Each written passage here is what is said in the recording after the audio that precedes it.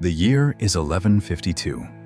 England is tearing itself apart in a brutal civil war known as the Anarchy. William is just 5 years old.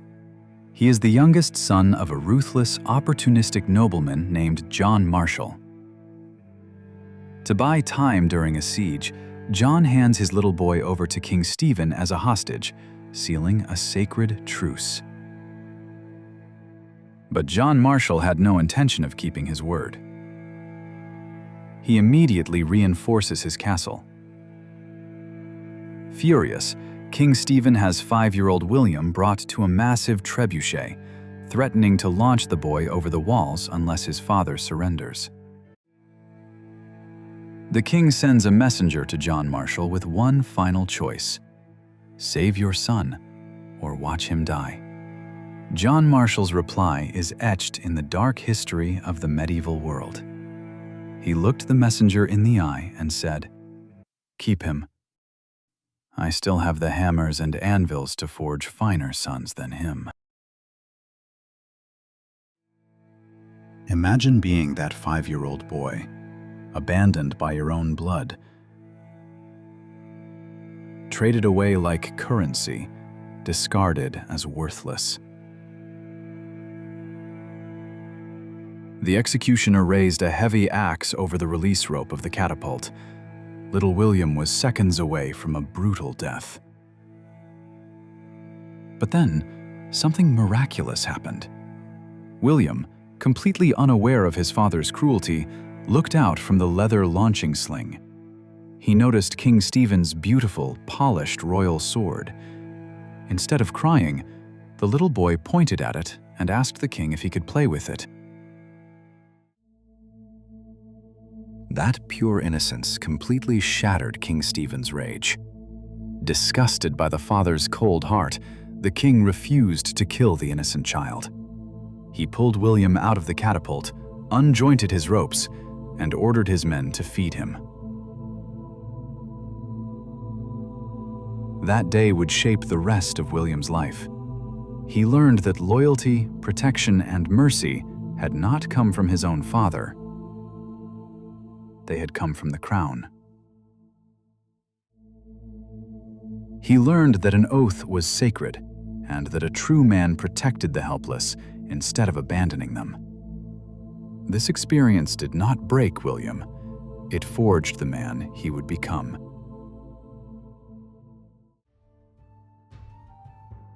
Because he was a younger son, William inherited absolutely nothing. No land, no money, no title. All he had was a horse, a suit of iron, and his honor. He became a knight-errant, entering the brutal tournament circuit of medieval Europe. These weren't the polite jousting matches you see in movies. These were full-scale, chaotic mock battles fought across miles of open countryside. Knights were bludgeoned, captured, and forced to pay massive ransoms to buy back their freedom. In this brutal arena, William Marshal made his name. He went completely undefeated for decades, capturing over 500 enemy knights. But while his father used betrayal to get ahead, William lived by chivalry. If a captured knight couldn't afford his ransom, William would often release them on their word of honor alone. His reputation spread like wildfire.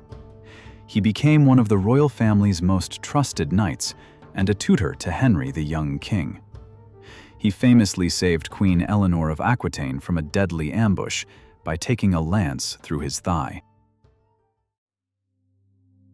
By the time he was in his late 40s, his loyalty earned him the ultimate prize. King Richard the Lionheart rewarded William by granting him the hand of Isabel de Clare, the most coveted, wealthy heiress in the realm. And with that marriage, William Marshal became the Lord of Chepstow Castle. When William arrived here at Chepstow, he didn't just want a luxury home. He wanted to build an impregnable fortress using the latest military innovations he had encountered during his crusades in the Holy Land. Look at these massive round towers flanking the main entrance. Before William Marshal, castle towers in Britain were square, but square corners were weak. Enemy miners could dig under them and make them collapse.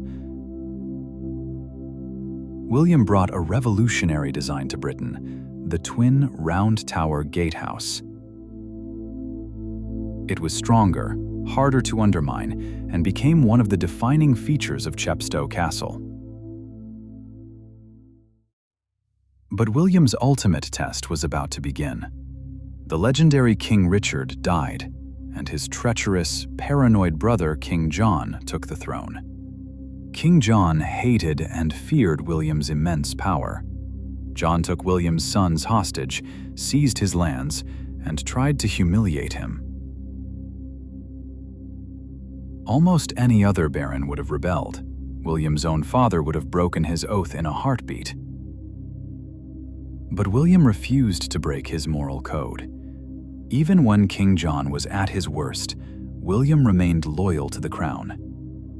And that loyalty is what would save England.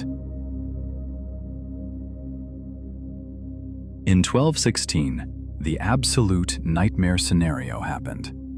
King John died, leaving the country completely bankrupt, fractured by civil war, and actively invaded by a massive French army. The rightful heir to the throne was a terrified 9-year-old boy, King Henry III. England was on the brink of becoming a conquered province of France. The desperate barons looked around for someone to lead them. They chose the only man everyone trusted, a 70-year-old William Marshal, appointing him Regent of the Kingdom. Think back to the start of our story. 65 years earlier, William was a 5-year-old hostage, abandoned by his father, facing a royal execution. Now, at 70 years old, he was looking down at a vulnerable 9-year-old child king who had been abandoned by the world. William chose to be the protector his own father never was. The elderly Marshal put on his heavy armor one last time. He reissued the Magna Carta to unite the warring English barons, personally charged into the bloody chaos of the Battle of Lincoln, and utterly crushed the French invasion forces. He saved the child king, secured the future of the nation, and passed away right here in 1219. The boy who was left to die in a catapult became the iron pillar that held England together. And it all happened because he chose honor over betrayal. Thanks for watching. See you in the next one.